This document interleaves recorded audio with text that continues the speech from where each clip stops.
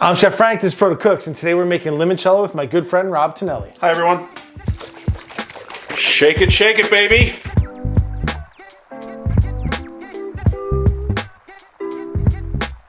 Before we get into making the limoncello, I want to talk to you about this guy right next to me. His name is Rob Tinelli, and he's one of my closest friends.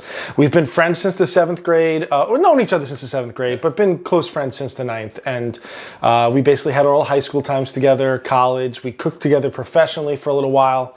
And I've just been part of his family. He's been part of mine for 30 some odd years at least. Almost 40. The reason why I want to have him on is because this is his family recipe for limoncello. His family's from Genoa. What's the town? Chiavari? My dad is from Chiavari, which is a small town in the province of Genoa on the Ligurian Sea, the Ligurian Riviera. And my mom's family is actually from Naples and Ischia, where they also make limoncello, but it's a little bit different down south than it is up north. This is really going to be the Genovese recipe. So I learned this recipe from Rob. Rob, you learned it from who? I learned it from my dad's sister, my Zia Grazia in Chiavari. It's most drank as like a digestivo, right? Like something after dinner. Yeah, it's not so much like a digestivo. Is more like this is more the dessert type of thing because it is so sweet. Yeah, you know, yeah. It's they usually do like fruit and cheese, but it complements the fruit well. Like especially if you have like fruit, like a nice like tart apple, and then you have the sweet limoncello. There's a good balance, you know. But it's a social drink. Yeah, we just had a great dinner.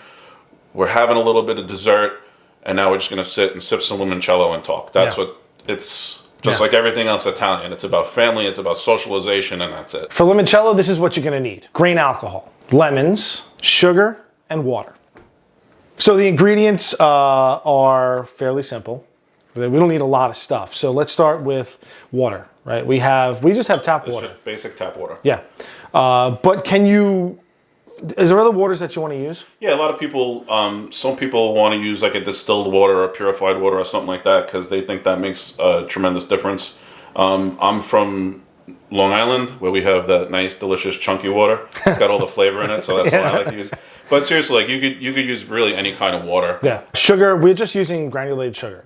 Just plain granulated sugar. Going to lemons, in Italy, they have the big lemons, thicker skin. We have these, and you pull these two aside to talk about the difference. Yeah. So show us the difference. The reason you want a thicker skin lemon is when you take the peel, or if you're just going to use a zest or whatever it is, you want the yellow part of it because that's where all the oils are. That's where all that sweet flavor is.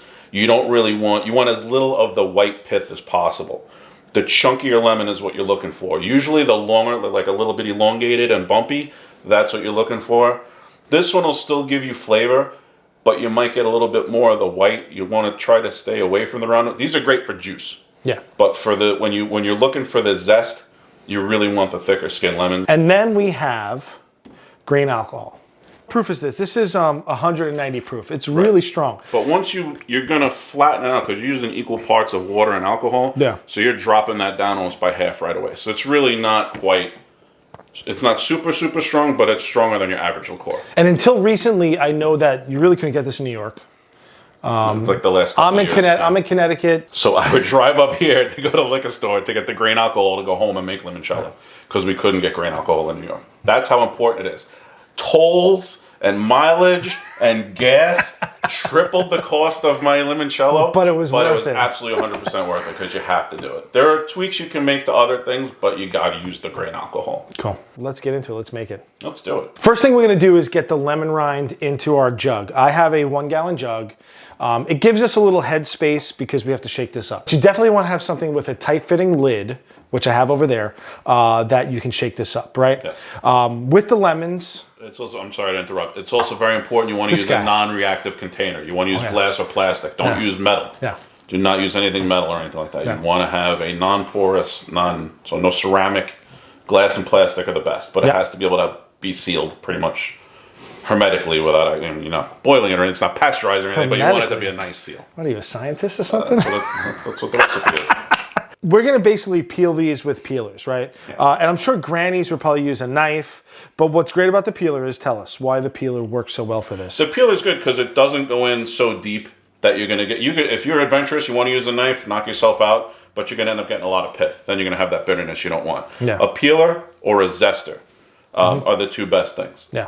Because you really just want that little bit of yellow. This is what you're looking for. You're going to get a little bit of white. That's normal. You want to try not to go as deep. See, this is why he has the TV show and I don't. Because he's only got a little bit of white. I got a lot. I gave him the crappy peeler. It's fine. We'll work it all out. It'll work itself out. But again, if you find that you do get a lot of the white, all you really have to do is just add a little bit of sugar to balance it. Or you may like that little bit of bitterness. Yeah. You may find that that's exactly the flavor you're going for. Once you make your first batch and you taste it after you get through the straining process, you can make whatever adjustments you need.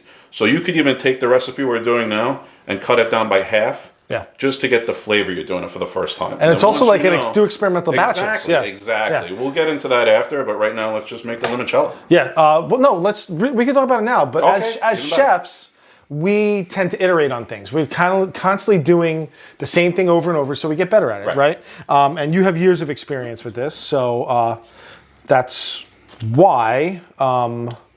He's come to the point where he makes different flavors. You make lemon, you make lime, you make orange, you make grapefruit. Grapefruit's really good. So you can really experiment, right? Yeah, oh yeah. We're using, for this recipe, there's 12 lemons, and we like to use the large ones with the craggly skin, right?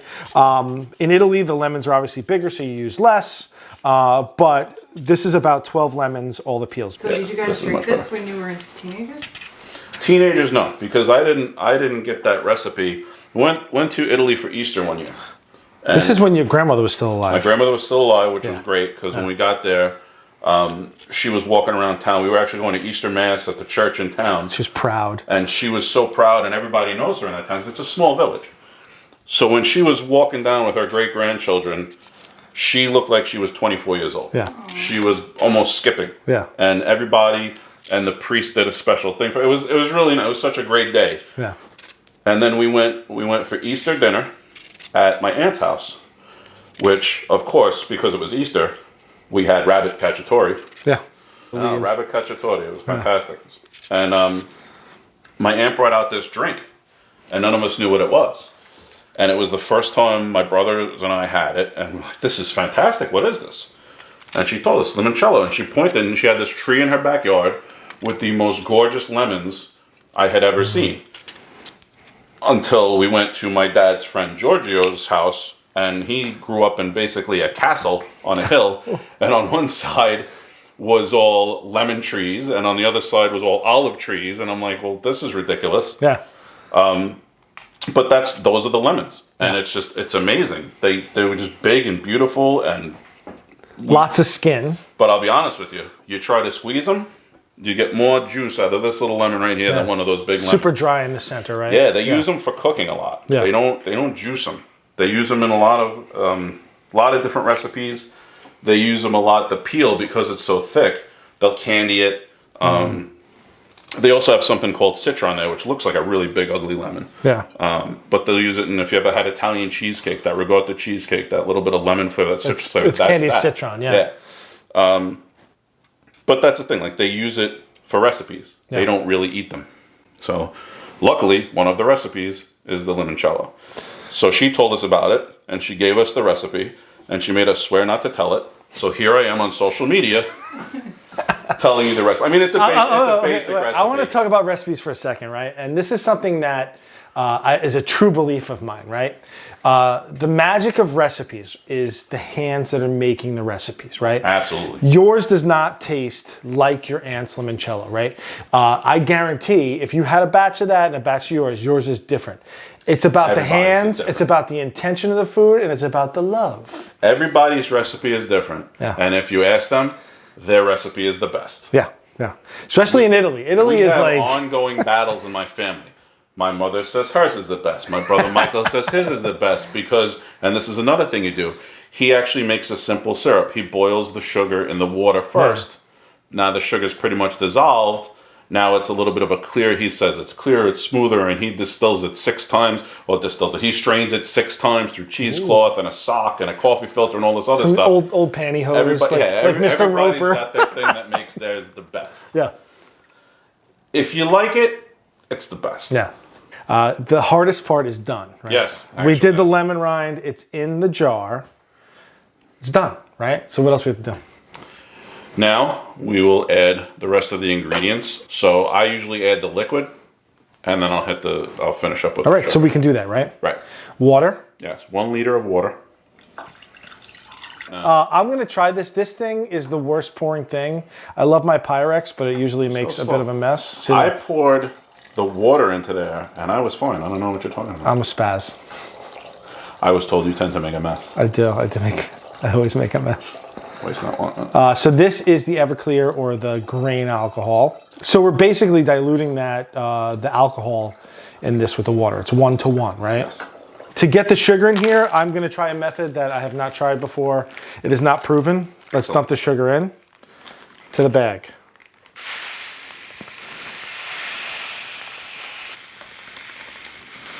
I guess you could use a pastry bag, right?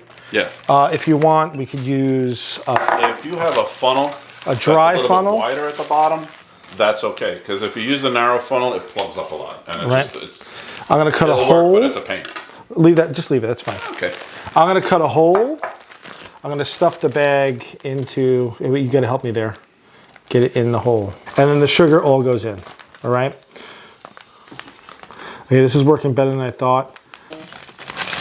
Lemon rind, sugar, salt. No salt. No salt. No, they're the one time it doesn't need salt. It needs sugar this time is what it is. Lemon rind, sugar, Grain alcohol and water, right? And that's pretty much how it is. We put the lid on. I'm gonna keep my hand over this just in case the lid's not tight fitting. And then what do? Shake it up. Shake it up. Yeah, you want to agitate it really well because you want to make sure none of the sugar settles at the bottom. It will. You're going to shake this every day now. Minimum 10 days. I usually do it for 2 weeks. And you shake it every day during the 10 days? Every day. Leave it at room temperature and you shake it every day. Yeah, you don't have to go crazy. Like that was good. See how the sugar is not necessarily dissolved, but it will dissolve eventually. You'll notice little by little it'll start dissolving. Probably after like the 5th or 6th day you'll notice a difference.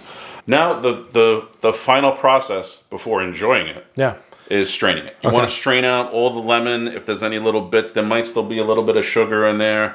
Honestly, after 10 days, once you see that the sugar's gone, you could strain it at any time. Yeah. The best thing to use is a cheesecloth. Not everybody has access to cheesecloth, but almost everybody can get a fine mesh strainer. Yeah. I use something like this, but I actually use 2 to offset a little bit. So you want to take your funnel, put it in the bottle. So whatever jar you're going to store it in. Whatever you're going to store it in. Okay. Bottle, jar, quart container, whatever you have that you're going to be able to seal and freeze. Because you really want to freeze it after. You want to drink it from a frozen state. Okay. You put the funnel in the bottle. You put the strainer inside the funnel. And then we're going. Then you slowly pour until it's all gone. Yeah. Little by little. Once the bottle gets about... Not all the way to the top. Yeah, you don't want it to get all the way to the top. You want to leave a little bit of space. This will yield a liter of grain alcohol and a liter of water with the amount of sugar and lemons we put will yield just under 3 liters. Okay. So that's basically, you're going to use like 2.5 of these bottles. Okay. For the most part. And that's it. Once it's strained, cap it off. You really want to freeze it. Guess what time it is? Time to taste? Let's clear everything away and taste. Let's go. Get the booze. Oh, wait. We need that. We have a little shot. Normally we wouldn't drink this little. No. But we have others to taste because Rob, in his gloriousness, if that's even a word, brought a, what would you say it? This one is an apple cinnamon. So it kind of tastes like an apple pie thing. You could make it without the apple. But I did apple cinnamon and I did a coffee. So a couple of the flavors that you can experiment with. Yeah, so we talked about different flavors you can do, and these are definitely more on the creative side, but we're going to try the classic limoncello first, and we have short shots. We're going small because we're going to taste stuff. Got a lot of work to do. Cheers. Salud.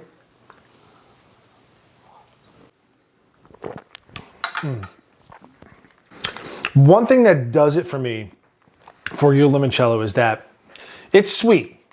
But the alcohol and the lemon kind of like cut right through that. Right. It's like, it's vibrant. It's it doesn't have any weird kind of artificial weird flavors. One thing I noticed too is that it doesn't, it's not that it doesn't linger, but it's not like heavy. It's not cloying, right? Right. It doesn't kind of like, you're not like, oh my God. Again, like, it's not that sugary sweet. It's yeah, just sweet. It's good. That's why it's not. So this is the apple cinnamon. Yes. All right. This one is apple cinnamon. Oh my gosh. And I just drop a couple, after I strain everything, I like to, like especially with the other flavors, I'll leave a couple cinnamon sticks in there. Yeah. Or this one has the traditional 3 coffee beans, you know, health, wealth, and happiness. Yeah. So, like, well, it identifies it too. Like say you have like Right. 6 of these, right? right. Look at that. That's beautiful. Cheers. There you go. Oh man. The cinnamon like Strong. oh yeah. You get that definite like the heat from the cinnamon. I love that. Yeah, I didn't put, like I said, when you do straight up cinnamon, it's like that fireball. Ooh. I didn't put a ton of apple in this one. If you do more apple with the same amount of cinnamon, it's an honest to God apple pie flavor. That is delicious. Oh my gosh. Like I said, this is Colombian. The espresso gives you a much more pronounced flavor. Yeah, it's a little deeper, a little darker. We're gonna mix these. Looks Yeah. like I'm getting a bean. Oh. Ooh. I got a bean. I gotta try not to choke on that one. Eat it. I'll eat it. I just hope I don't choke on it. You got you got more booze. You know what I find too is that I feel like this, and we'll see if it's with the coffee as well. The alcohol's not as pronounced. You get like a ton of cinnamon hit in the back. These were also in the freezer. Yeah, so they were colder. Yeah, A little bit colder. Coffee. Coffee. Just coffee talk. Man, oh my God, it's like Manhattan Special soda. It is good. Yeah. Which I'm gonna put this back in here. No, I'm just kidding. We'll save that for after. That's got amazing it's like just an amazing coffee flavor. Yes. Excellent. I So look forward to when you do your little thing with the drinks when you make martinis with these. definitely, I think that they're good mixers too. Like it's like You could put a little splash of seltzer in them. yeah. You can mix them with other stuff. You could probably mix this into like a regular cola type of drink and give it like you said, like a Manhattan Special type of flavor. Yeah. But again, they're really made to be sipped at the end of everything when you're just hanging out, friends, family, chosen family. Yep. That's the way to do it. That's what everything Italian that has to do with food and drinking is about. Social, just goodness. You're eating breakfast. What's for dinner? What are we Exactly. doing? Yeah, that's it. I hope you enjoyed this video. If you did, give us a thumbs up, like, and subscribe. We have merch in the link down below. We also have a P.O. box down there. I want to thank my Patreon patrons for supporting us. Thank you so much. And that's it. That is Homemade Limoncello. I'm Chef Frank. And I'm Rob Tinelli. Have a good one.